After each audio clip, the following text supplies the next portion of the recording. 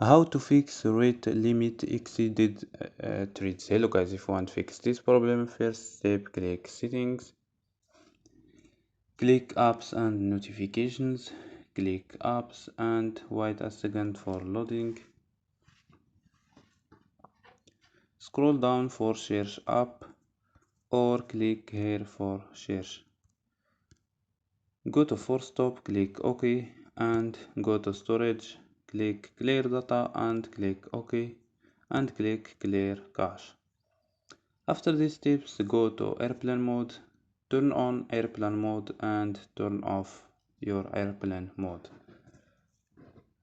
So don't forget like and subscribe. Bye.